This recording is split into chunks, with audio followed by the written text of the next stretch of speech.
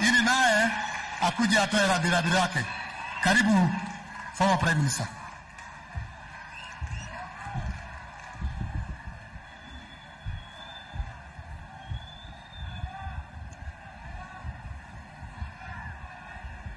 Haya.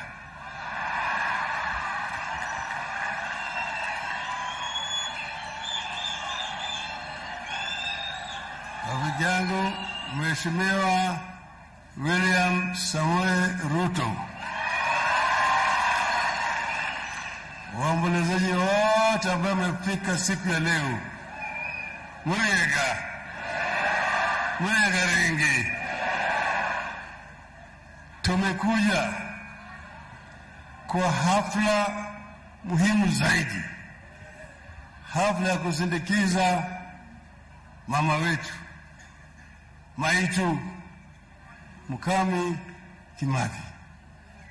Ndio sababu nimekuja. Kabla sijaendelea mbele, nataka nitambulie wale ambao nimekuja nao hapa.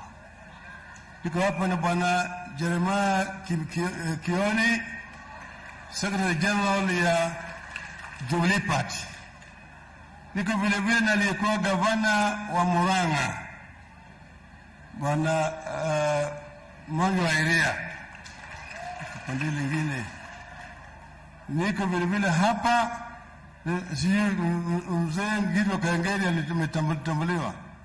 Gideon Kaengeri ambaye ndiye ni mwenyekiti wa veterans wa Mau.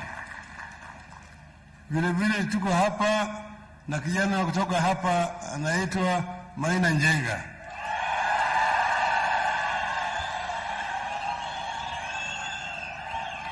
Sasa siku ya leo ni siku muhimu sana. Nataka kutoa shukrani kwa serikali kwa kutambua mama na kusema hii hafla itakuwa hafla ya kitaifa. Lakini nataka kuwakosoa. Bwana Gachagua alisema it is a national funeral, lakini bendera haikuwekwa nusu mlingoti. The flag must be flown at half past if it's a national funeral.